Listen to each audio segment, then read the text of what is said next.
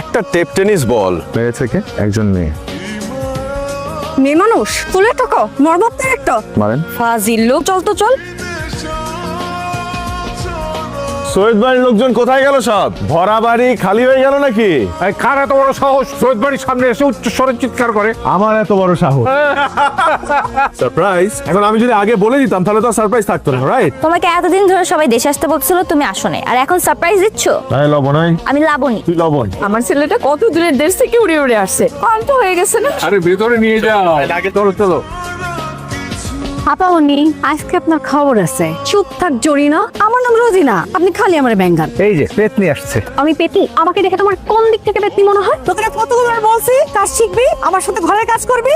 আমি কি কাজের মেয়ে জরিনা হব? আমার পার্লামেন্টে কি বলে, কাজকর্ম তো কিছু শিখতে হবে রে মা, নাহলে বিয়ের পরে যখন শ্বশুর বাড়িতে গিয়ে কোনো কাজ করতে পারবি না, তখন শ্বশুর বাড়ির লোকজন খারাপ বলবে না। একটা সত্যি কথা বলো তো, আমাকে কি এরা রাস্তা থেকে টোকায় আনছে? ভাই আমার কাছে দেখতে। সুমি, তুমি ডাক্তার কি হয়েছে সুমি? আবার আপনি? ফুলের টোকাটা সুন্দর, অবশ্য ফুল নিজেও খুব সুন্দর। আপনি কে বলেন তো? আপনি কোন বাড়িতে বেড়াতে আসছেন? ব্যবহারটা কিন্তু ফুলের মতো হলো না, কাটার মতো হয়ে গেল। আমি কাটা? এখন বলেন আপনার পরিচয় বলেন। কাটার খোঁচা সইতে পারি না, ফুল হলে পরিচয় দিতাম। কিন্তু মহাতান্ড। ছবিটা কিন্তু তুলেছি সুন্দর।